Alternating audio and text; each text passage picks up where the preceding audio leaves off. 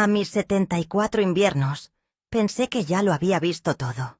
Pensé que la vida ya no tenía capacidad para sorprenderme, ni para bien, ni para mal. Soy Tomasa, una mujer que aprendió a caminar sola hace más de 30 años, cuando firmé aquel papel de divorcio, y decidí que mi dignidad valía más que la falsa seguridad de un matrimonio sin amor. Desde entonces fui padre y madre. Fui el roble y la sombra. Fui el pan en la mesa y el techo sobre las cabezas de mis 3 hijos. Creí, con la ingenuidad de quien ama sin medidas, que esa entrega absoluta sería mi escudo contra el olvido. Qué equivocada estaba. Dicen que la sangre es espesa, pero aquel domingo descubrí que la ambición y el egoísmo pueden diluirla hasta convertirla en agua sucia. Todo comenzó con una invitación que, en retrospectiva, debió haberme puesto en guardia. Era un domingo gris, de esos donde la humedad se pega a los huesos y el cielo parece una lámina de zinc a punto de caerse. Roberto, mi hijo mayor, el que siempre tuvo delirios de grandeza pero poco talento para los negocios, me llamó temprano. «Mamá, vístete bonita. Mis hermanos y yo queremos llevarte a conocer un lugar precioso. Te va a encantar. Es un sitio para descansar, con jardines enormes». Yo, vieja pero no tonta, sentí un pellizco en el estómago. Rara vez se ponían de acuerdo los 3. Lucía, la del medio, vivía ocupada con sus propios dramas y sus 2 matrimonios fallidos. Y Esteban, el menor, era un muchacho de buen corazón, pero débil de carácter, siempre arrastrado por la corriente que dictaban sus hermanos mayores. Sin embargo, la soledad a veces te hace bajar la guardia. Acepté. Me puse mi vestido color vino, ese que usaba para las ocasiones especiales, y me calcé los zapatos de charol que, aunque me apretaban los juanetes, me daban un porte elegante. Cuando pasaron a buscarme en la camioneta de Roberto, el ambiente estaba cargado. No era la alegría bulliciosa de los paseos familiares de antaño. Había un silencio denso, interrumpido solo por comentarios banales sobre el clima o el tráfico. Yo iba en el asiento trasero, apretada entre Lucía y Esteban. Noté que Esteban no me miraba a los ojos. Tenía la vista clavada en sus manos, que retorcían nerviosamente la correa de un reloj. Lucía, por su parte, olía demasiado a perfume caro, y me sonreía con una mueca que no llegaba a sus ojos. ¿Falta mucho?, pregunté rompiendo el hielo quebradizo de la cabina. «Ya casi, mamá. Ten paciencia», respondió Roberto mirando por el retrovisor. Sus ojos huían de los míos. El trayecto fue largo. Dejamos atrás la ciudad, el ruido de mi barrio, las calles que yo conocía de memoria, donde cada bache tenía una historia. Nos adentramos en una zona residencial, de esas donde las casas tienen muros altos y cercas eléctricas, donde el silencio se compra con dinero. Finalmente, el vehículo giró hacia un portón inmenso de hierro forjado. Un letrero dorado rezaba: «Residencia geriátrica, el crepúsculo dorado». El nombre me golpeó como una bofetada. No era un parque, no era un restaurante campestre. El frío recorrió mi espalda, no por la temperatura, sino por la certeza del engaño. El auto se detuvo frente a una entrada que pretendía ser la de un hotel de lujo, pero que apestaba a hospital encubierto. «Llegamos», anunció Roberto, apagando el motor con un suspiro que sonó a alivio. Nadie se movió por un segundo. Yo me quedé quieta, con las manos sobre mi regazo, sintiendo cómo el corazón se me aceleraba, golpeando contra mis costillas como un pájaro enjaulado. Entendí todo en un instante. Las miradas esquivas, la invitación repentina, la falsa amabilidad. No era un paseo, era un destierro. Bajamos del auto. Roberto abrió la cajuela y, para mi horror absoluto, sacó 2 maletas grandes. Eran mis maletas. Las reconocí de inmediato. Eran las mismas que usaba para guardar la ropa de invierno en el altillo. «¿Qué hacen mis cosas aquí?», pregunté, y mi voz salió ronca, desconocida para mí misma. Lucía se acercó y me tomó del brazo, no con cariño, sino con esa firmeza con la que se sujeta a un niño berrinchudo. «Mamá, por favor, no hagas una escena. Entremos y te explicamos». Me dejé guiar como un autómata. Mis piernas se movían, pero mi mente estaba en otro lado, repasando los últimos meses. Había sido una carga. Yo vivía sola en mi casa. La casa que construí ladrillo a ladrillo con mi exmarido y que defendí con uñas y dientes tras el divorcio. Yo cocinaba, me lavaba mi ropa, pagaba mis cuentas. Claro, caminaba más lento. A veces se me olvidaba dónde dejaba los lentes. Pero, ¿eso era motivo para esto? Entramos a un vestíbulo con pisos de mármol y olor a lavanda sintética que intentaba ocultar, sin éxito, el aroma subyacente a orina y desinfectante industrial. Una mujer joven, vestida con un uniforme impecable y una sonrisa ensayada, nos esperaba detrás de un mostrador. «Bienvenida, señora Tomasa. La estábamos esperando», dijo la mujer, como si yo fuera una huésped ilustre y no una prisionera. Mis hijos formaron un semicírculo frente a mí. Era el momento del juicio. Roberto, como el fiscal de la causa, tomó la palabra. «Mamá, escúchanos bien. Esto es lo mejor para ti. En la casa estás muy sola. Aquí vas a tener atención médica las 24 horas, comida balanceada, actividades recreativas. Vas a estar como una reina». «Ya no podemos estar yendo y viniendo a verte, mamá», intervino Lucía cruzándose de brazos. «Yo tengo mi trabajo, los chicos. Roberto viaja mucho. Y Esteban... Bueno, Esteban apenas puede consigo mismo. Nos preocupamos por ti. Si te caes y nadie se entera...» Esteban seguía mudo, mirando el suelo de mármol como si fuera lo más interesante del mundo. «Ya está todo arreglado», continuó Roberto, sacando un sobre de su chaqueta. «Pagamos 6 meses por adelantado. Es una suite privada, la mejor que tienen. No te va a faltar nada, y vendremos a visitarte los fines de semana. Te lo prometo. 6 meses. Habían puesto precio a mi libertad y fecha de caducidad a mi presencia en sus vidas. Me vendieron la idea de lo mejor para mí, cuando en realidad era lo más cómodo para ellos. Querían mi casa, o quizás simplemente querían dejar de sentir la culpa de no visitarme. Miré a la recepcionista que observaba la escena con la indiferencia de quien ve esto todos los días. Luego miré a mis hijos. Vi a los bebés que amamanté, a los niños que curé cuando tenían fiebre, a los adolescentes que defendí, y vi en lo que se habían convertido. 3 adultos egoístas, incapaces de lidiar con la vejez de la mujer que les dio la vida. Sentí una furia volcánica nacer en mis entrañas. Quise gritarles, quise decirles que yo no era una inválida, que mi casa era mía, que no tenían derecho. Quise abofetear a Roberto por su arrogancia, sacudir a Lucía por su frialdad y gritarle a Esteban por su cobardía. Pero entonces, algo cambió dentro de mí. Recordé una frase que mi abuela solía decir: «Al enemigo ni agua, pero a la familia ingrata, silencio». Si gritaba, si lloraba, si me tiraba al suelo a patalear, solo confirmaría su narrativa, que estaba vieja, que estaba loca, que necesitaba ser controlada. Les daría la razón. Les daría el alivio de pensar: «Pobre mamá, ya no razona bien. Hicimos lo correcto». No, no les daría ese gusto. Mi dignidad era lo único que me quedaba en ese momento, y no iba a permitir que me la arrebataran en el vestíbulo de aquel asilo de lujo. Respiré profundo, tragándome las lágrimas que quemaban mi garganta como ácido. Enderecé la espalda, ignorando el dolor punzante en mis vértebras lumbares. Alcé la barbilla y los miré uno por uno, clavando mis ojos oscuros en sus almas vacías. «Está bien», dije. Mi voz sonó firme, seca, sin un temblor. La sorpresa en sus rostros fue evidente. Esperaban llanto, súplicas, resistencia. Mi calma los descolocó. «¿De verdad, mamá?», preguntó Esteban, levantando la vista por primera vez, con los ojos húmedos de una culpa barata. «Si ustedes dicen que estaré mejor aquí, debe ser cierto. Ustedes son mis hijos, y los hijos siempre quieren lo mejor para sus madres. ¿Verdad?». La ironía en mis palabras era sutil, casi imperceptible, pero vi a Roberto tragar saliva. Me acerqué a ellos.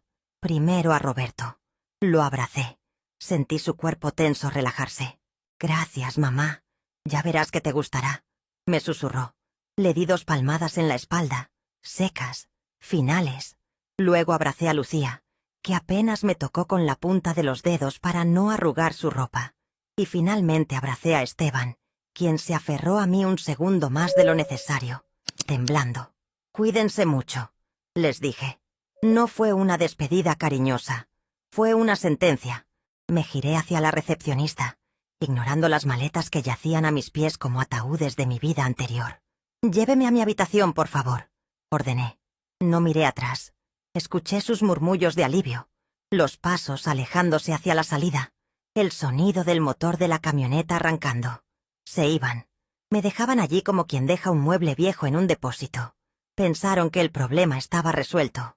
Pensaron que Tomasa, la vieja Tomasa, se quedaría sentada viendo pasar las horas hasta morir. La enfermera, una chica llamada Sol, que parecía más amable que la de la recepción, me guió por un largo pasillo. Había ancianos en sillas de ruedas dormitando con la boca abierta, otros mirando la televisión con la mirada perdida. El ambiente era de una tristeza pegajosa, un lugar donde la esperanza venía a morir. «Aquí es, doña Tomasa. La habitación 104. Tiene vista al jardín interior», dijo Sol, abriendo la puerta. Entré. La habitación era pequeña, pintada de un color crema impersonal. Había una cama individual, una mesita de noche, un armario empotrado y un sillón. Era limpio, sí, pero frío. Era una celda dorada. «Gracias, mija. Déjame sola un momento, quiero acomodar mis cosas», le pedí. «Claro. En una hora es la merienda. Vendré a buscarla». Cuando la puerta se cerró, el silencio se me vino encima. Me senté en el borde de la cama. El colchón era duro. Mis manos temblaban ahora que nadie me veía. La rabia, contenida durante la última hora, empezó a brotar. Me levanté y abrí las maletas. Lo que encontré dentro terminó de romperme el corazón y, al mismo tiempo, encendió la mecha de mi venganza. Habían empacado ropa vieja, camisones desgastados, zapatos cómodos pero feos. No estaban mis joyas, no estaba mi caja de recuerdos, no estaban mis documentos importantes. Habían hecho una selección de lo que ellos consideraban que una vieja de asilo necesitaba. Me habían despojado de mi identidad, pero cometieron un error, un grave error. Busqué en el bolsillo interior de mi vestido color vino, ese que llevaba puesto. Mis dedos rozaron el frío metal de una llave pequeña y la textura rugosa de una libreta vieja, pequeña, de tapas de cuero negro.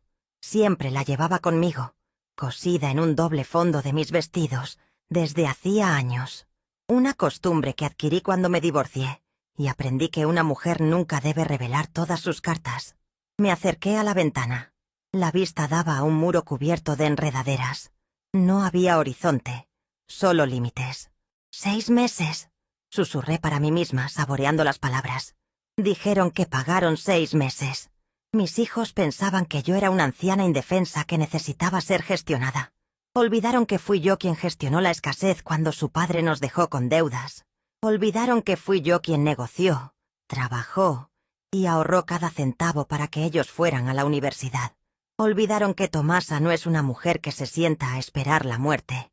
El dolor de la traición era agudo, como un cuchillo en el pecho. Me dolía el alma de pensar que mi propia sangre me había desechado. Pero junto al dolor había algo más fuerte: la claridad. Ellos creían que este era el final de mi historia. Se equivocaban. Este era apenas el comienzo de mi renacer. Me sequé una lágrima solitaria que había escapado por mi mejilla rugosa. Me miré en el espejo del armario. Vi a una mujer mayor. Sí, con canas y arrugas, pero con una mirada de fuego que no se había extinguido.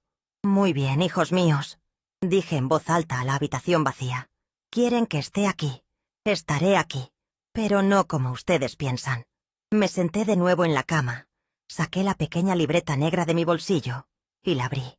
Allí estaban anotados nombres, números y cuentas que ellos ni siquiera imaginaban que existían.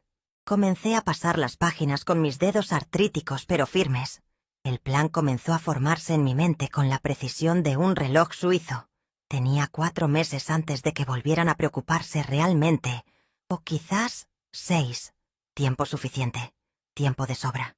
Esa noche, cuando me sirvieron una sopa insípida en el comedor comunal, no probé bocado, pero sonreí a todos. Me convertí en la anciana dulce y sumisa que todos esperaban. La viejita inofensiva de la habitación 104. Nadie notó cómo mis ojos escaneaban las salidas, los horarios del personal y las rutinas de seguridad.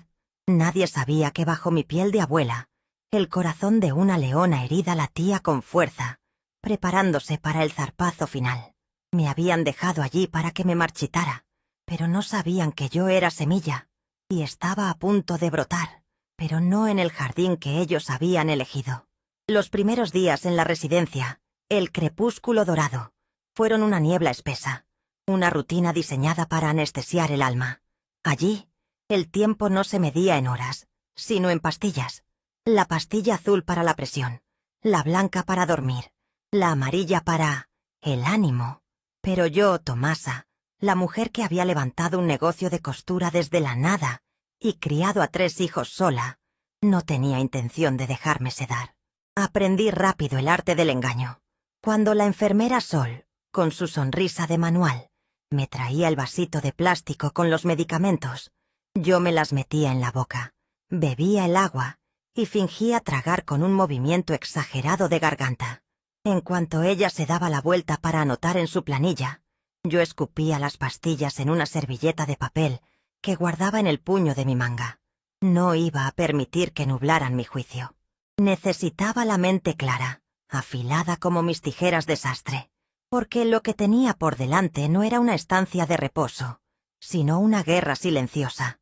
Durante las 2 primeras semanas, me dediqué a ser invisible. Me convertí en parte del mobiliario. Me sentaba en el sillón de mimbre frente al ventanal que daba al jardín, con las manos cruzadas sobre el regazo, observando.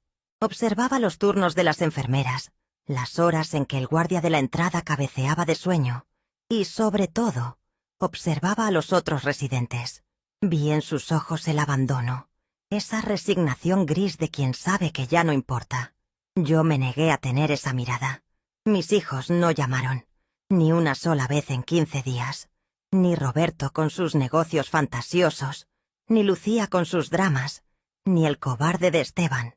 El silencio de mi teléfono celular, que me habían dejado por si acaso, pero que apenas tenía señal dentro de esos muros de concreto, era la confirmación de mi sentencia. Ellos no querían saber cómo estaba, querían saber si ya me había muerto, o si, por el contrario, ya me había olvidado de quién era dueña de la casa.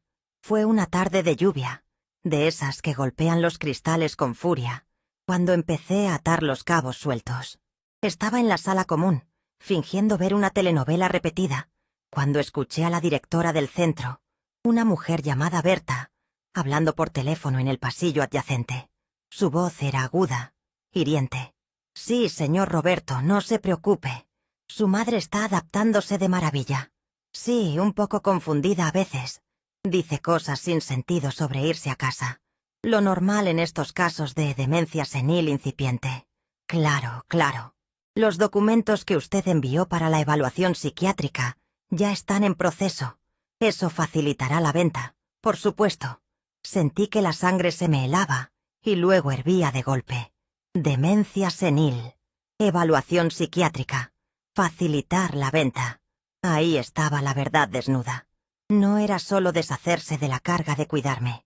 Era declararme incapaz mentalmente para poder vender mi casa, mi santuario, sin mi firma. Roberto, siempre tan ambicioso y siempre tan endeudado, había orquestado todo. Seguramente les prometió una parte a sus hermanos. Me trataban como a un animal enfermo, al que hay que sacrificar para cobrar el seguro. Me levanté del sillón con cuidado, procurando que mis rodillas no crujieran. Caminé hacia mi habitación, la 104, cerré la puerta y puse el pestillo. Me senté en la cama y saqué la pequeña libreta negra de su escondite, ese bolsillo secreto que yo misma había cosido en el forro de mi vestido. Esa libreta era mi salvavidas. La había empezado 30 años atrás, el día que mi exmarido se fue con una mujer 20 años más joven, dejándome con las cuentas vacías. Me juré entonces que nunca más dependería de la buena voluntad de nadie. Abrí las páginas amarillentas. Allí, entre recetas de cocina y fechas de cumpleaños, había números. Números que mis hijos desconocían. Durante 3 décadas, de cada vestido que cosí, de cada dobladillo que arreglé, de cada cortina que instalé, separé un porcentaje. Lo llamaba mi fondo de dignidad. No estaba en el banco donde cobraba mi pensión, esa cuenta que Roberto revisaba con avidez. Estaba en una cooperativa pequeña, al otro lado de la ciudad, a nombre de mi apellido de soltera, García, un apellido que había recuperado legalmente, aunque socialmente todos me seguían llamando por el de casada. Pero el dinero no era mi única arma. Había un nombre anotado en la última página. Licenciado Anselmo Guerra. Anselmo, un viejo amor de juventud que se transformó en una amistad inquebrantable. Él me había ayudado con el divorcio.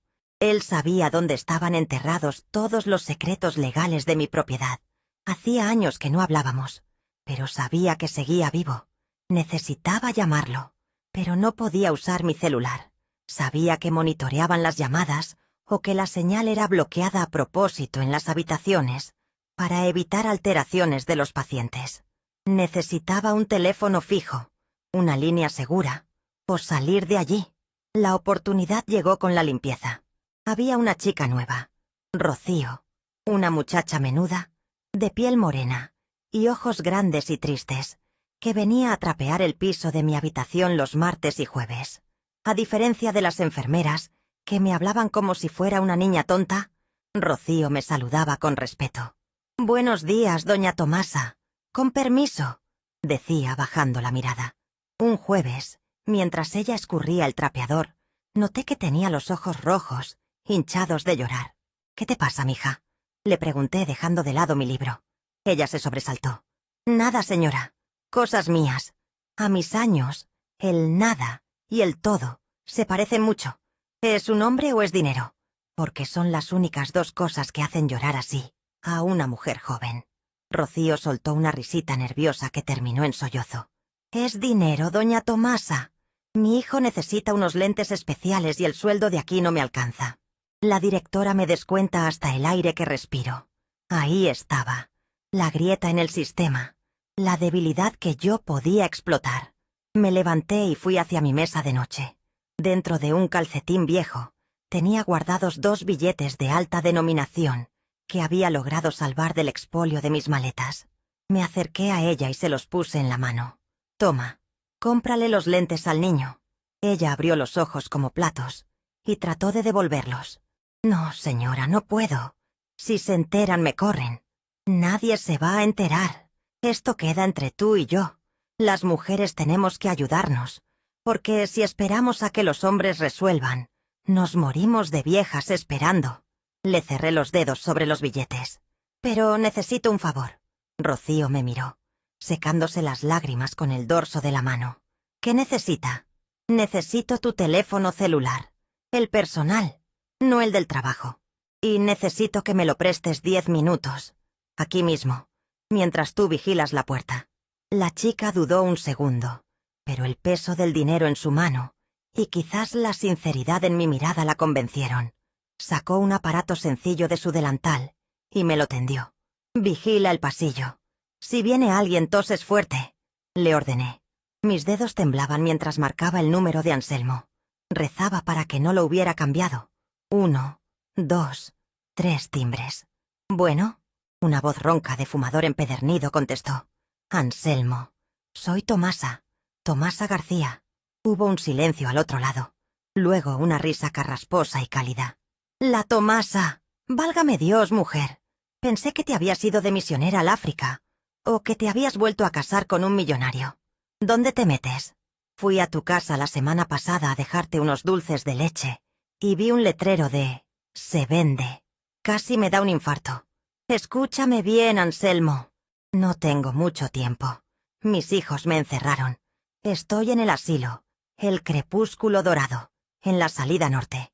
El tono de Anselmo cambió instantáneamente. De la jovialidad pasó al acero profesional. «¿Te encerraron? ¿Firmaste algo?» «No firmé nada. Me trajeron con engaños. Pero escuché que están tramitando una declaración de incapacidad mental. Quieren vender la casa, Anselmo. Mi casa. Hijos de la gran...», masculló. «Escúchame, Tomasa. La casa está a tu nombre. La escritura original la tengo yo en la caja fuerte de mi despacho. ¿Recuerdas? Tú tienes la copia, pero yo tengo la que vale ante el notario antiguo. Si no has firmado un poder notarial reciente, no pueden vender nada legalmente. No he firmado nada, pero Roberto es capaz de falsificar mi firma, o de pagarle a un médico para que diga que estoy loca. Eso lo vamos a parar, pero necesito verte. Necesito que firmes una revocación de poderes preventiva y una demanda por privación ilegal de la libertad, si es necesario. ¿Puedes salir? No. Hay guardias. Y si intento salir por las malas me van a sedar y entonces sí dirán que estoy loca. Tengo que salir por mi propio pie, Anselmo. Tengo que salir de aquí con la frente en alto. Y cuando lo haga, quiero que ellos estén allí para verlo. Pero necesito tiempo. Y necesito dinero en efectivo. Dime qué hago. Le di instrucciones precisas. Le hablé de la cuenta en la cooperativa. Le dije que necesitaba que preparara los documentos legales para blindar mi patrimonio. Y lo más importante, para desheredarlos. Sí, desheredarlos. La palabra me supo a ceniza en la boca, pero era necesaria. La ingratitud es un pecado que se paga en vida. Anselmo, hay algo más, añadí, bajando la voz al escuchar pasos lejanos. No quiero que hagas nada público todavía. Deja que pongan el letrero de venta. Deja que busquen compradores. Deja que se gasten el dinero que creen que van a recibir. ¿Qué estás planeando, Tomasa?, preguntó él, con una mezcla de miedo y admiración. Voy a darles una lección. Quiero que sientan lo que es tener el suelo moviéndose bajo los pies. Voy a salir de aquí en 3 meses. El día de mi cumpleaños. Ese día, mis hijos vendrán a hacer el papel de familia feliz para las fotos. Y ese día, tú y yo tendremos todo listo. Rocío tosió fuerte desde la puerta. Me tengo que ir. Anselmo, confío en ti. Eres lo único que tengo. Cuenta con ello, vieja amiga. No te dejaré sola. Colgué y borré el registro de la llamada. Le devolví el teléfono a Rocío, quien lo escondió rápidamente en su delantal, justo cuando la enfermera Sol abría la puerta sin tocar. «Hora de la merienda, doña Tomasa. ¿Todo bien aquí?», preguntó Sol, mirando con sospecha a Rocío. «Todo excelente, señorita Sol», respondí con mi mejor sonrisa de abuela senil. «Esta muchacha es un ángel. Me estaba contando sobre sus nietos». Sol resopló y salió. Rocío me lanzó una mirada de complicidad y gratitud antes de seguir trapeando. Ya tenía una aliada dentro. Y tenía a mi general fuera. Esa noche, mientras comía una gelatina sin sabor que temblaba en la cuchara, sentí una paz extraña. No era la paz de la resignación, sino la calma del cazador que espera pacientemente en la maleza. Recordé las palabras de mi madre. «Cría cuervos y te sacarán los ojos». Mis hijos ya me habían picoteado el alma, creyendo que estaba muerta, pero se habían olvidado de que los cuervos huyen cuando el espantapájaros cobra vida. Saqué de nuevo mi libreta, y con una pluma que apenas pintaba, escribí una sola frase debajo de los números de cuenta. Operación Lázaro. Durante años fui mansa. Fui la madre abnegada que se quitaba el pan de la boca, la esposa que aguantaba silencios, la mujer que pedía perdón por ocupar espacio. Pero esa mujer se había quedado en el asiento trasero de la camioneta de Roberto. La Tomasa que dormía ahora en la habitación 104 era otra cosa. Una cosa hecha de memoria, de leyes antiguas y de una dignidad que, al ser pisoteada, se había vuelto dura como el diamante. Me acosté en esa cama ajena, mirando el techo. Mis hijos habían pagado 6 meses. Bien, tenía techo y comida gratis mientras preparaba su ruina financiera. Sonreí en la oscuridad. Iban a aprender que a una madre se le respeta, no por miedo, sino por amor. Y si no hay amor, entonces aprenderán por las malas que la jerarquía se respeta. Mañana empezaría la siguiente fase. Tenía que recuperar mi salud física. Empecé a hacer ejercicios en la habitación. Sentadillas agarrada del respaldo de la silla. Caminatas en círculos. Necesitaba estar fuerte para el día en que las puertas se abrieran. El miedo se había ido. En su lugar, había un plan. Y un plan, para una mujer de 74 años que no tiene nada que perder, es más peligroso que una pistola cargada. Los días en el crepúsculo dorado se convirtieron en un teatro de sombras donde yo era, simultáneamente, la actriz principal y la directora oculta. Durante las semanas siguientes a mi ingreso, perfeccioné el arte de la invisibilidad selectiva. Aprendí que a los viejos no se nos escucha, se nos gestiona, y si una finge que la gestión funciona, los carceleros bajan la guardia. Mi rutina se volvió metódica. Por las mañanas, caminaba por el jardín arrastrando los pies un poco más de lo necesario, encorvando la espalda como si el peso de los años me hubiera vencido finalmente. Saludaba a las enfermeras con una sonrisa vaga, de esas que no enfocan bien, y preguntaba cosas absurdas como «¿Hoy es martes o es Navidad?». Ellas se miraban entre sí con esa lástima profesional y anotaban en sus tabletas «Paciente Tomasa, desorientación leve, cooperativa». Lo que no anotaban era que, cada tarde, en la privacidad de mi habitación y con la cortina corrida, hacía sentadillas apoyada en el marco de la ventana y levantaba botellas de agua llenas para fortalecer mis brazos. Mis músculos, aunque viejos, tenían memoria. Recordaban los años cargando rollos de tela y moviendo muebles. No iba a permitir que la atrofia fuera cómplice de mis hijos. Necesitaba estar fuerte, porque la libertad no se pide, se conquista, y a veces hay que correr para alcanzarla. La pieza clave de mi ajedrez seguía siendo Rocío.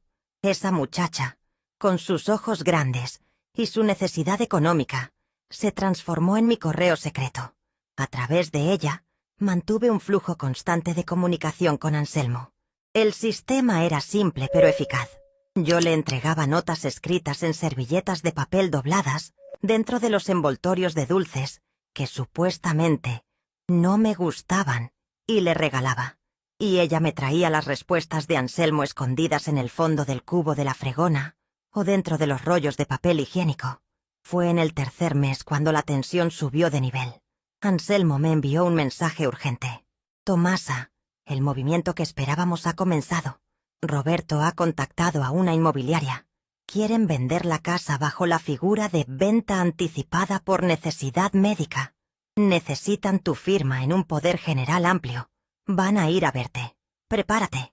Leí la nota en el baño, con el grifo abierto para disimular el ruido del papel al arrugarse, y luego la tiré por el inodoro. Sentí una mezcla de náuseas y adrenalina. Querían venderme en vida. Querían liquidar mi santuario, el lugar donde guardaba los ecos de sus risas infantiles, para convertirlo en efectivo rápido. Esa noche no dormí, pero no por miedo, sino repasando el guión. Tenía que ser perfecto. 2 días después, aparecieron.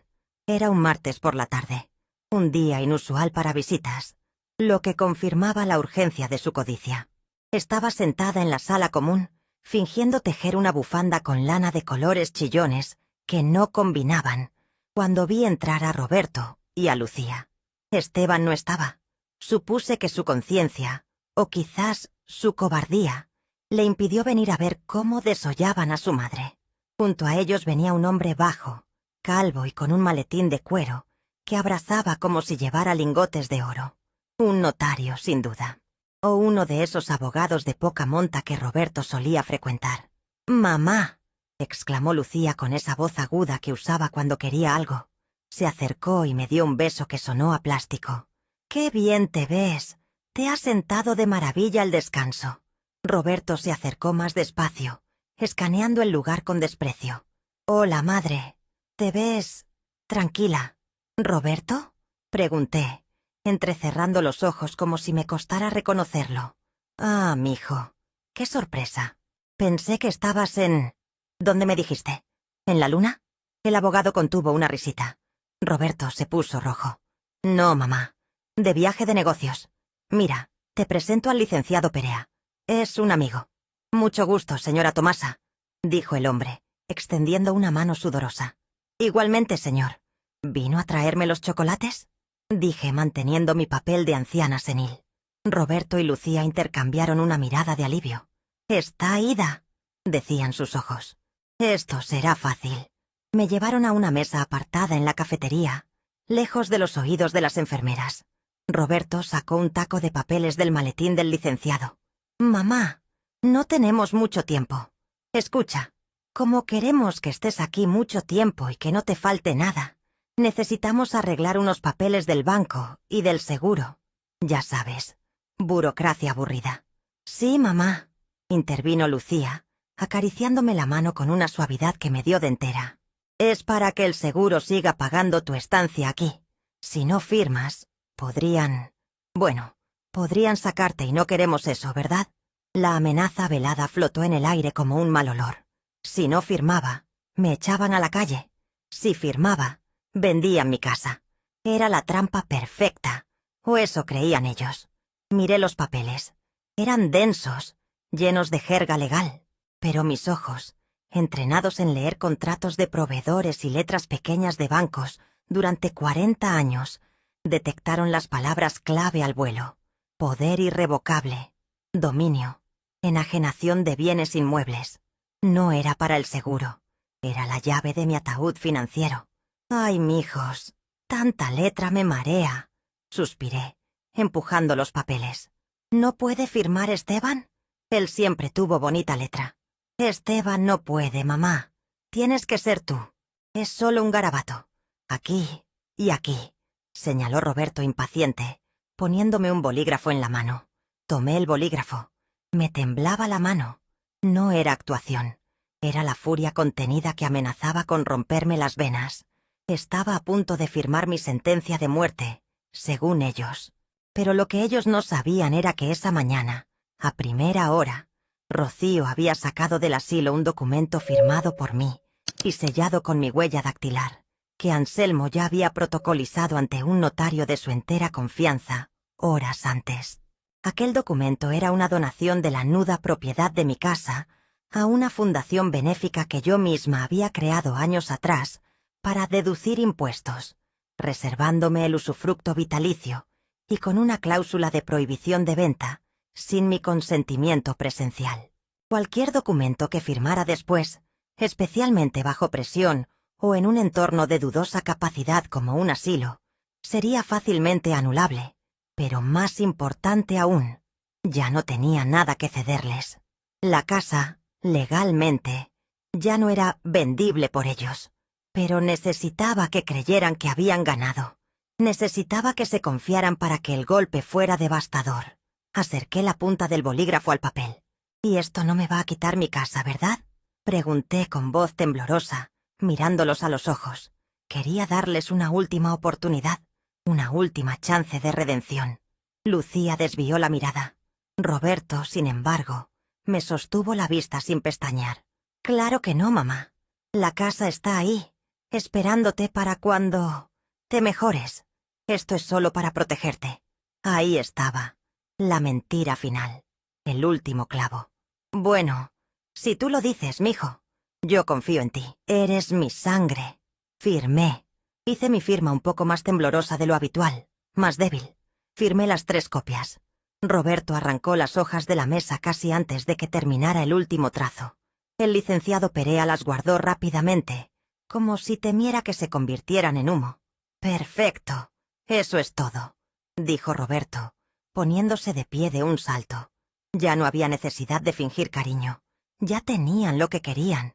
«¿Ya se van?», pregunté dejando que la decepción genuina se filtrara en mi voz. «Pero si acaban de llegar, ni siquiera se han tomado un café». «Tenemos mucha prisa, mamá. El trabajo. Tú entiendes. Vendremos el fin de semana con más calma», dijo Lucía besándome la mejilla al aire. Los vi alejarse por el pasillo. Roberto iba revisando los documentos mientras caminaba, con una sonrisa de tiburón en el rostro. Se sentían victoriosos. Se sentían dueños del mundo y de mi destino. Me quedé sentada en la cafetería un rato más, viendo cómo la lluvia empezaba a golpear los cristales. Una enfermera pasó y me preguntó si estaba bien. «Nunca he estado mejor, niña», le respondí, y por primera vez en 3 meses, mi sonrisa fue genuina. Ahora empezaba la cuenta atrás. Tenía 30 días. Anselmo me había dicho que los trámites de la inmobiliaria y el registro tardarían al menos 1 mes en chocar con la pared legal que habíamos levantado. Ese era mi margen de maniobra. Durante las siguientes semanas, mi comportamiento en el asilo cambió sutilmente. Dejé de ser la anciana confundida y pasé a ser la anciana colaboradora. Ayudaba a poner la mesa, doblaba servilletas, conversaba con los guardias de seguridad sobre sus familias. Me gané su confianza. Me volví invisible no por insignificante, sino por familiar. Descubrí que el turno de noche de los jueves era el más vulnerable. El guardia principal, un hombre llamado Don Paco, solía quedarse dormido en la caseta viendo películas en su teléfono, y la puerta de servicio de la cocina se dejaba entreabierta para que entrara el aire fresco porque el extractor estaba roto. Fui sacando mis cosas poco a poco. Rocío se llevaba un vestido un día, unos zapatos otro día. Mis joyas y documentos importantes ya estaban a salvo con Anselmo. En mi habitación solo quedaba ropa vieja y trapos sin valor. Mi celda se iba vaciando al mismo ritmo que mi paciencia. Llegó el día marcado en el calendario. Faltaban 2 días para que se cumplieran los 4 meses de mi encierro. Era una noche de tormenta eléctrica, lo cual era perfecto. El ruido de los truenos ocultaría cualquier sonido, y la lluvia mantendría a todos adentro. Esperé a que el reloj marcara las 3 de la mañana. Me vestí con ropa oscura y cómoda, unos pantalones de chándal y una sudadera negra que Rocío me había conseguido. Me calcé mis zapatillas deportivas, esas que mis hijos despreciaron y no se llevaron porque les parecían vulgares. Miré la habitación 104 por última vez. La cama estaba hecha, impoluta. Sobre la almohada dejé una nota. No era para el personal, ni para la policía. Era para mis hijos, sabiendo que tarde o temprano terminarían allí buscando explicaciones. La nota decía simplemente: la pájara voló. No busquen en el nido lo que ya no les pertenece. Abrí la puerta con cuidado. El pasillo estaba en penumbra, iluminado solo por las luces de emergencia. El silencio era denso, roto solo por los ronquidos lejanos de algún residente. Caminé pegada a la pared, esquivando las cámaras de seguridad cuyos puntos ciegos había memorizado durante mis caminatas matutinas. Llegué a la cocina. El olor a grasa rancia y desinfectante me revolvió el estómago. La puerta de servicio estaba allí, tal como había calculado. El pestillo estaba echado, pero no con llave. Lo deslicé lentamente. El clics metálico sonó como un disparo en mi cabeza, pero nadie apareció. Empujé la puerta y el viento húmedo de la noche me golpeó la cara. Olía a tierra mojada, a asfalto, a libertad. Salí. La lluvia me empapó al instante, pero no me importó. Me sentía bautizada. Caminé rápido hacia la esquina de la calle, donde la sombra de un coche antiguo se recortaba bajo un farol apagado. El coche encendió las luces cuando me vio. Era un sedán viejo pero robusto. La puerta del conductor se abrió, y Anselmo salió con un paraguas. «Llegas puntual, Tomasa», dijo abriéndome la puerta del copiloto. «La puntualidad es la cortesía de los reyes, Anselmo. Y esta noche recupero mi corona», respondí, entrando en el coche seco y cálido. Anselmo arrancó el motor. Mientras nos alejábamos de El crepúsculo dorado, miré por el retrovisor. El edificio se veía lúgubre, una fortaleza de soledad que se hacía pequeña en la distancia. «¿Estás lista para lo que viene?», preguntó Anselmo girando el volante hacia la carretera principal. Me toqué el pecho, donde latía un corazón que ya no tenía miedo, solo un propósito frío y claro. «Arranca, Anselmo. Mis hijos creen que firmé mi rendición, pero acabo de firmar el inicio de su pesadilla». El coche se perdió en la noche, dejando atrás a la mujer sumisa que entró allí 4 meses antes. Tomasa había vuelto, y traía consigo una tormenta mucho peor que la que azotaba los cristales. La mañana siguiente a mi fuga no tuvo el color del miedo, sino el tono dorado de la justicia poética. Desperté en mi propia cama, no en el camastro duro de la habitación 104, sino en mi colchón de siempre, ese que conocía la forma de mi espalda y el peso de mis sueños. El olor a café recién colado inundaba la casa, un aroma que durante 4 meses había sido solo un fantasma en mi memoria. Anselmo, fiel como un perro guardián y astuto como un zorro viejo, había pasado la noche en el sofá de la sala, asegurándose de que nadie interrumpiera mi retorno al trono. Me levanté despacio, saboreando cada crujido de la madera del suelo bajo mis pies descalzos. Me bañé con agua caliente, frotando mi piel con mi jabón de avena, quitándome de encima el olor a desinfectante industrial y a abandono que se me había impregnado en el asilo, el crepúsculo dorado. Me vestí con calma ceremonial. Elegí un traje sastre color azul cobalto que yo misma había confeccionado años atrás para la boda de una sobrina. Una prenda que gritaba autoridad y elegancia. Me recogí el cabello blanco en un moño impecable y me pinté los labios de un rojo discreto pero firme. La vieja indefensa y senil que mis hijos creyeron encerrar había desaparecido. Frente al espejo estaba Tomasa García, la matriarca. «El café está listo, Tomasa», anunció Anselmo cuando entré a la cocina. Tenía las ojeras marcadas, pero sus ojos brillaban con la anticipación de la batalla. «Gracias, viejo amigo. ¿Ha sonado el teléfono?» «No ha dejado de sonar desde las 7 de la mañana», respondió él, señalando el aparato desconectado sobre la mesa. «La directora del asilo debe estar histérica. Y tus hijos... Bueno, tus hijos deben estar a punto de descubrir que la jaula está vacía». Nos sentamos en la sala, en penumbra, con las cortinas apenas entreabiertas. La lluvia de la noche anterior había dado paso a un sol radiante, pero dentro de la casa, el ambiente era frío, calculado. Sabíamos que vendrían. Roberto tenía una copia de las llaves de la casa. Se las había quedado con la excusa de regar las plantas mientras yo me pudría en el encierro. Además, hoy era el día. Según los informantes de Anselmo, hoy tenían citada a la gente de la inmobiliaria para hacer el avalúo final y firmar la promesa de compraventa con unos inversionistas que querían demoler mi hogar para construir departamentos. No tuvimos que esperar mucho. A las 10:15, el sonido de un motor potente rompió la quietud de la calle. Me asomé discretamente por el borde de la cortina. Era la camioneta de Roberto. Detrás, el coche pequeño de Lucía. Y para mi sorpresa también bajó Esteban, pálido y arrastrando los pies como si fuera al matadero. Venían los tres. Los tres cuervos venían a repartirse los restos, sin saber que el cadáver todavía respiraba y tenía garras. Escuché el ruido de las llaves en la cerradura. Forcejeaban, impacientes. «¡Abre rápido, maldita sea!», escuché gritar a Roberto desde el otro lado de la puerta. «La directora dijo que se escapó anoche. Si viene aquí, tenemos que interceptarla antes de que lleguen los compradores. No podemos dejar que la vean». «Estoy nervioso, Roberto», chilló Lucía. «¿Y si le pasó algo? ¿Y si se murió en la calle?» «Cállate, Lucía. Lo que nos faltaba es un escándalo policial ahora que ya gasté el anticipo», bramó él. La puerta se abrió de golpe, golpeando contra la pared. Entraron en tromba, trayendo consigo el ruido, la ansiedad y la avaricia. Roberto encabezaba la marcha, con el rostro enrojecido y las venas del cuello hinchadas. Lucía venía detrás, mordiéndose las uñas, y Esteban cerraba la fila, mirando al suelo. Dieron 3 pasos dentro de la sala y se congelaron.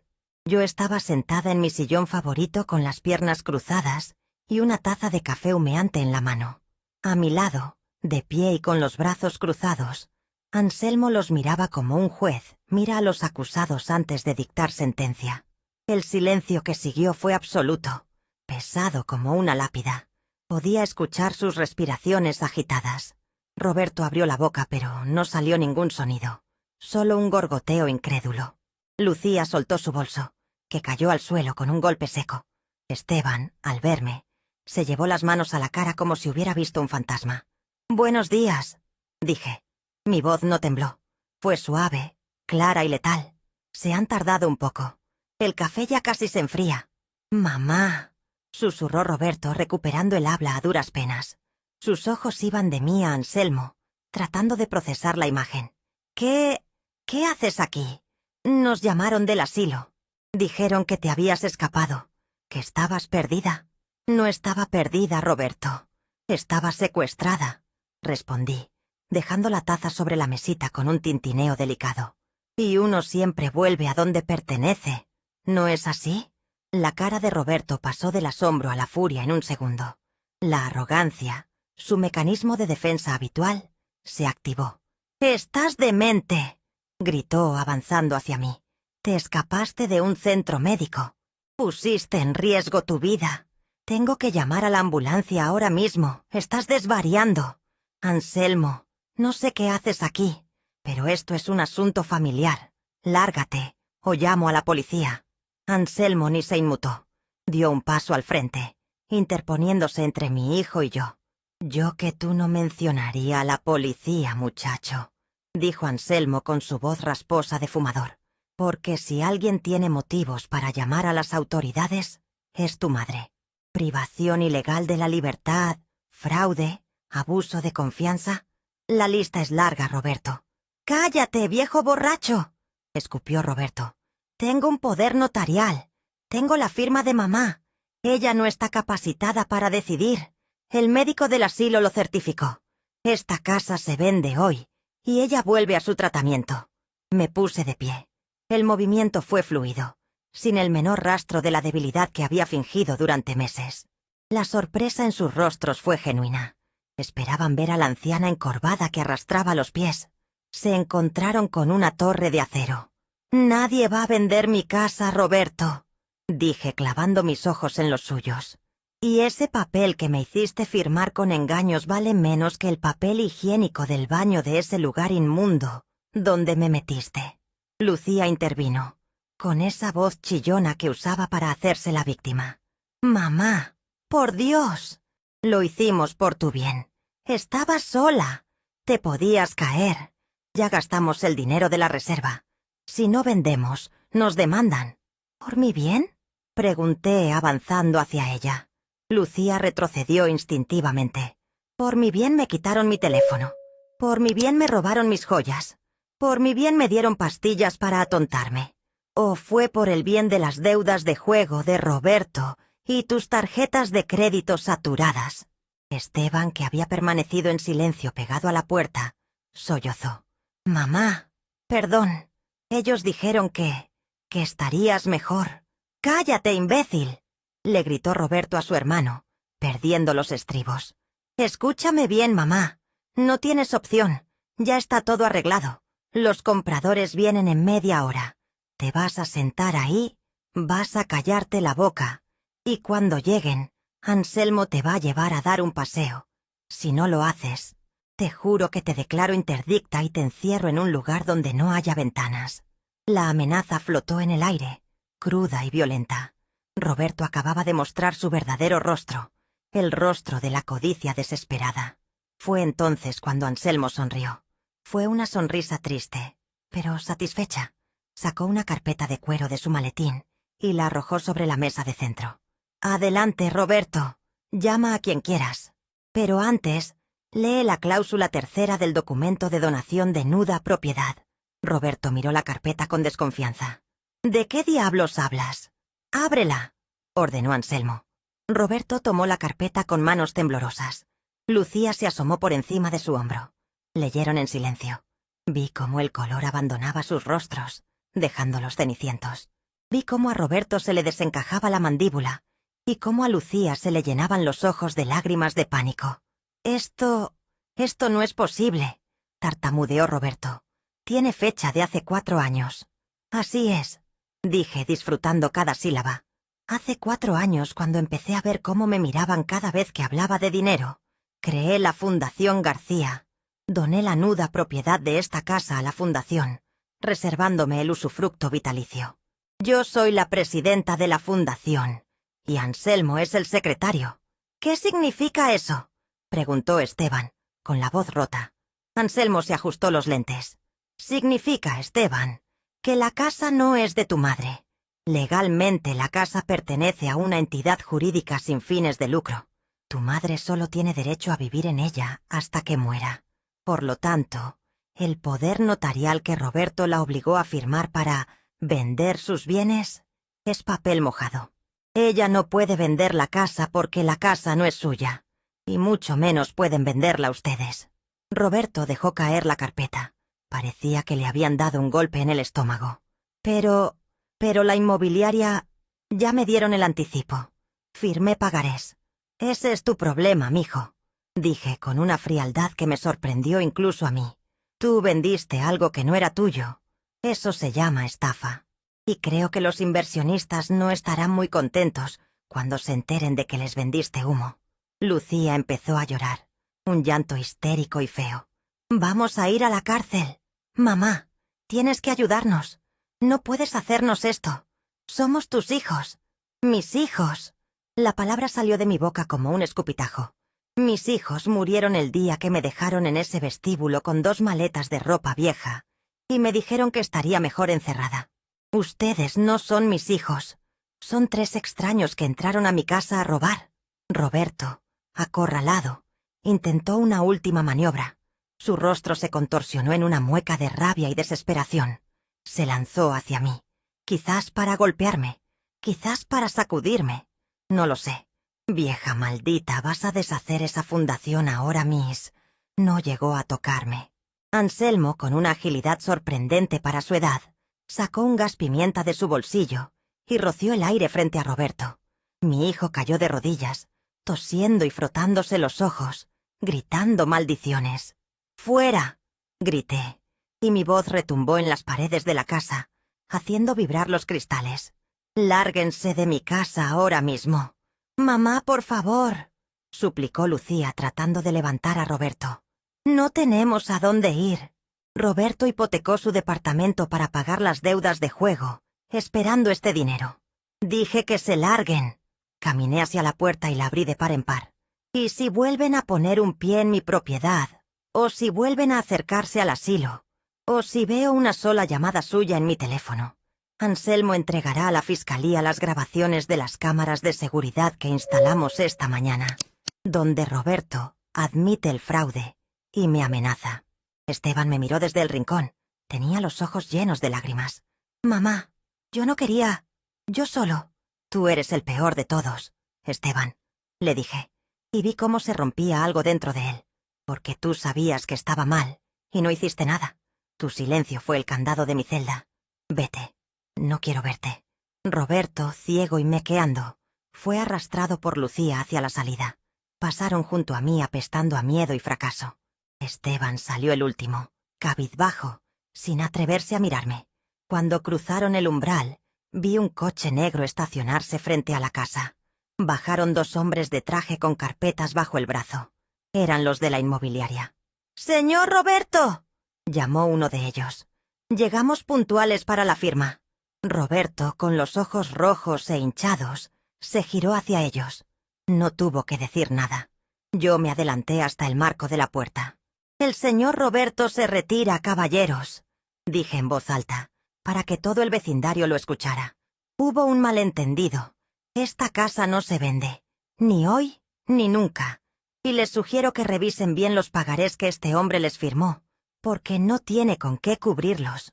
Los hombres de traje miraron a Roberto, luego a mí, y sus expresiones cambiaron de la cordialidad a la sospecha profesional en un instante.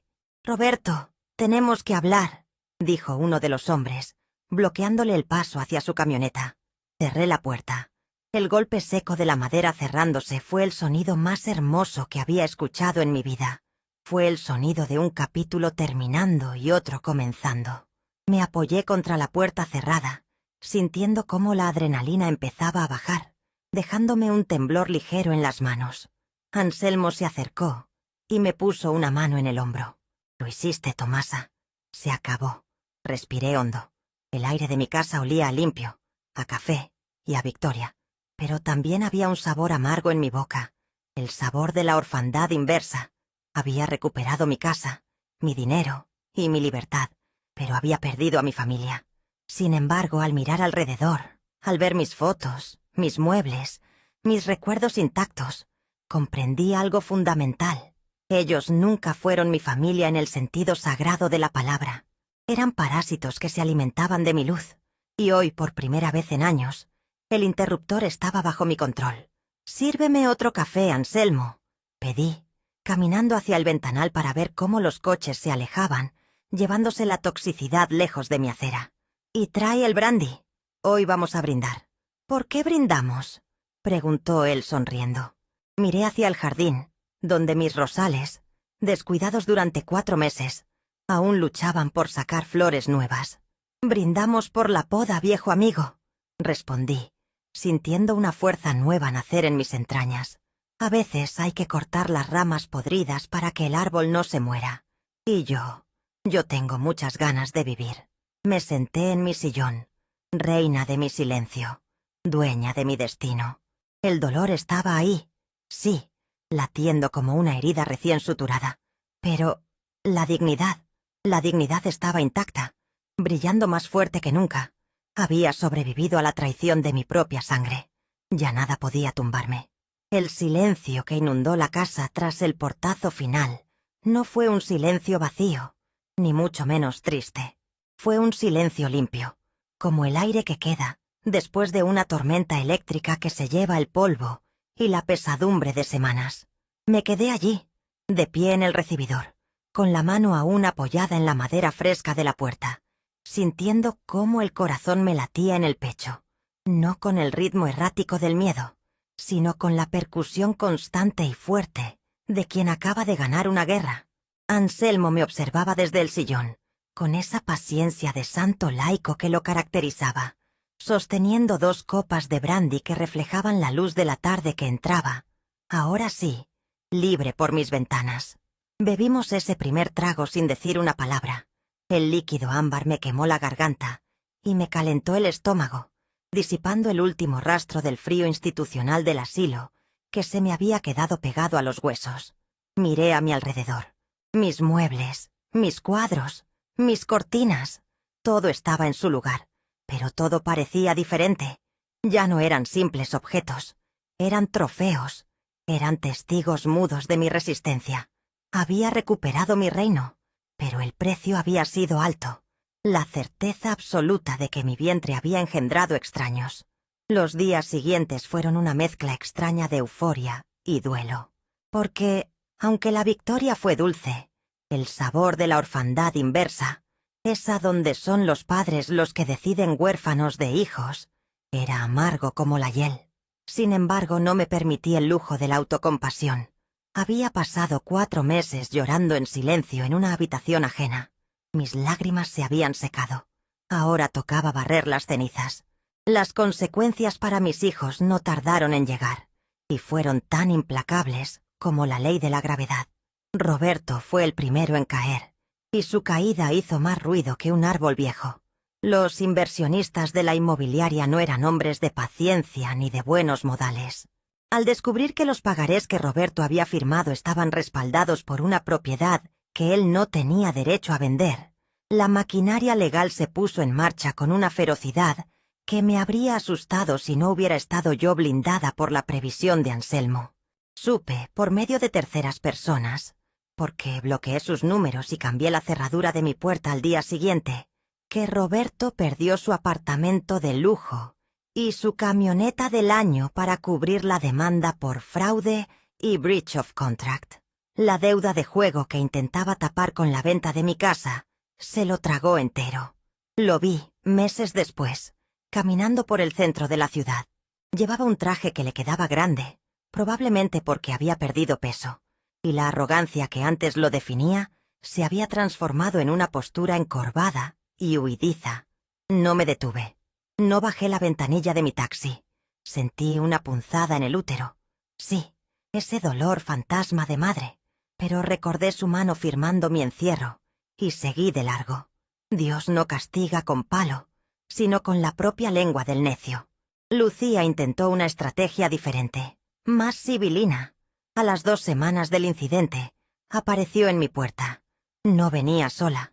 Traía a mis nietos, 2 adolescentes que apenas conocía porque ella siempre estaba muy ocupada para traerlos.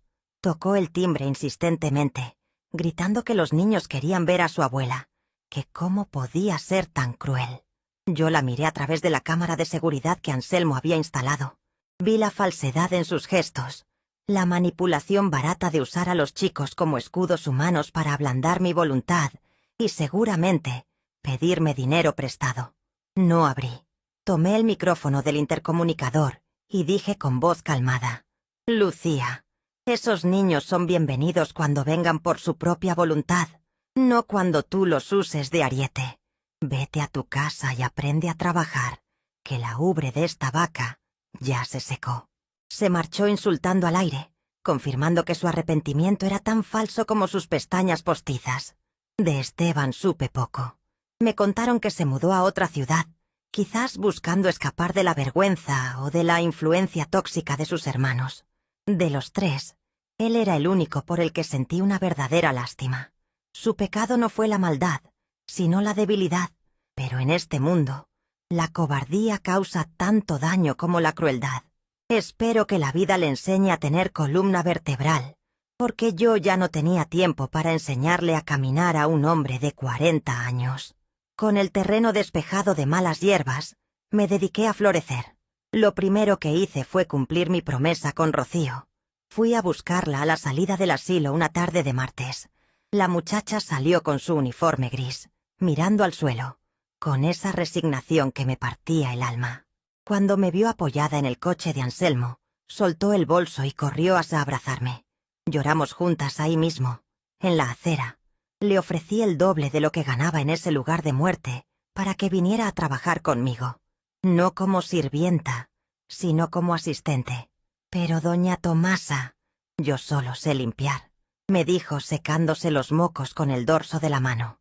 Tú sabes de lealtad, mija, y eso no se enseña en ninguna universidad. Lo demás, yo te lo enseño. Convertí la sala de estar, ese espacio enorme que mis hijos querían demoler, en un taller de costura.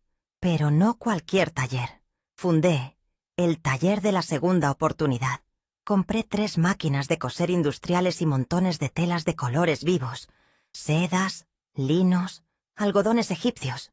Empecé a dar clases, primero a Rocío, luego a vecinas del barrio, y finalmente a otras mujeres mayores que, como yo, se sentían descartadas por la sociedad. En poco tiempo mi casa se llenó de risas, de ruido de tijeras cortando patrones y del zumbido reconfortante de las máquinas. Cosíamos vestidos de novia, arreglábamos trajes, pero sobre todo, remendábamos almas. Cada puntada era una afirmación de vida. Descubrí que mis manos, esas que mis hijos consideraban inútiles y temblorosas, todavía tenían la magia de transformar un trozo de tela inerte en una obra de arte. El negocio prosperó, no para hacerme rica. El dinero ya no era mi motor, sino para mantenerme viva. Con las ganancias, creé un fondo real para la fundación, dedicado a asesorar legalmente a personas mayores en riesgo de despojo patrimonial. Anselmo, por supuesto, se encargó de la parte jurídica. Verlo llegar cada tarde con su maletín y su sonrisa torcida se convirtió en el mejor momento de mi día. Nuestra relación cambió. No nos casamos, ni falta que hacía. A los 74 años, el amor no se trata de pasiones desenfrenadas, ni de promesas eternas. Se trata de compañía. Se trata de tener a alguien que te prepare el té como te gusta, alguien con quien comentar las noticias, alguien que te tome de la mano cuando el reuma aprieta en los días de lluvia. Anselmo fue mi compañero, mi cómplice, mi roca. Viajamos. Fuimos a la playa, esa que yo no pisaba desde hacía 20 años. Me puse un traje de baño de una pieza y dejé que el sol me besara las arrugas, sin vergüenza, sintiéndome más hermosa que cuando tenía 20 años, y la piel tersa, porque ahora esa piel contaba una historia de supervivencia. Una tarde, casi un año después de mi fuga, estaba sentada en el jardín trasero. Los rosales que habían estado a punto de morir durante mi ausencia estaban ahora en plena explosión de color, gracias a los cuidados de Rocío y a mi propia dedicación. Tenía sobre el regazo un álbum de fotos antiguo. Pasé las páginas viendo las imágenes de Roberto, Lucía y Esteban cuando eran niños. Sus sonrisas desdentadas, sus primeros pasos, sus disfraces de carnaval. Sentí una lágrima rodar por mi mejilla, pero no la sequé. La dejé caer sobre la foto de un cumpleaños de Roberto. Me permití sentir el dolor de la pérdida, pero ya no el dolor de la culpa. Entendí que yo había hecho mi trabajo. Los había criado, los había amado, les había dado todo lo que tenía, y más. Lo que ellos decidieron hacer con ese amor era responsabilidad suya, no mía. El cordón umbilical se había cortado hacía mucho, pero yo había insistido en mantenerlo atado con nudos de sacrificio. Al cortarlo ellos con la tijera de la traición, me liberaron. Rocío salió al jardín con 2 limonadas heladas. Se sentó a mi lado, en el banco de hierro forjado. Ya no era la muchacha asustadiza del asilo. Ahora era una mujer segura, que aprendía rápido y que sonreía con los ojos. «Doña Tomasa, llegó una carta», dijo tendiéndome un sobre blanco. Reconocí la letra de inmediato. Era de Roberto. Sostuve el sobre en mis manos unos segundos. Podía imaginar el contenido. Disculpas, justificaciones, quizás una petición de ayuda disfrazada de preocupación por mi salud. El viejo hábito de mamá salvadora quiso abrir el sobre, quiso leer, quiso perdonar, pero entonces miré mis manos. Manos de costurera, manos de empresaria, manos de mujer libre. «¿Quiere que le traiga sus lentes para leerla?», preguntó Rocío. Miré el sobre una última vez y negué con la cabeza. «No, mija, no hace falta». Saqué el encendedor que usaba para quemar los hilos sueltos de las costuras. Con un movimiento tranquilo prendí fuego a una esquina del sobre. Lo sostuve mientras las llamas consumían el papel, convirtiendo las palabras no leídas en humo negro que se elevó hacia el cielo azul de la tarde. Lo dejé caer en el cenicero de piedra, justo antes de que el fuego me quemara los dedos. Vimos juntas cómo se convertía en ceniza. No sentí remordimiento. Sentí paz. Una paz profunda, oceánica. A veces, dije mirando el humo disiparse, la única forma de curar la gangrena es amputar. Y duele, Rocío. Vaya si duele. Pero prefiero vivir coja que morir podrida. Me levanté del banco, sacudí mi falda floreada y tomé un sorbo largo de limonada. Estaba dulce, fresca, perfecta. «Vamos adentro, Rocío. Tenemos que terminar el vestido de novia para la nieta de doña Gertrudis. Y quiero que tú hagas el dobladillo final. ¿Ya estás lista?» Entramos en la casa, mi casa, dejando atrás el jardín y los fantasmas. A todas las mujeres que lean mi historia, a las que peinan canas y sienten que su tiempo ya pasó, a las que creen que deben aguantar migajas de cariño solo por no estar solas, les digo esto. No son muebles viejos que se guardan en un rincón. Son la estructura misma de la casa. No permitan que nadie, ni siquiera la sangre de su sangre, les diga cuándo deben apagarse. Revisen sus papeles, protejan su patrimonio, pero sobre todo, protejan su dignidad, porque la vejez no es el final del libro, es el capítulo donde por fin, si tienen el coraje suficiente, la protagonista pueden ser ustedes. Yo soy Tomasa García. Tengo 75 años. Mis hijos me quisieron enterrar, pero se les olvidó que yo era semilla, y aquí estoy, convertida en bosque.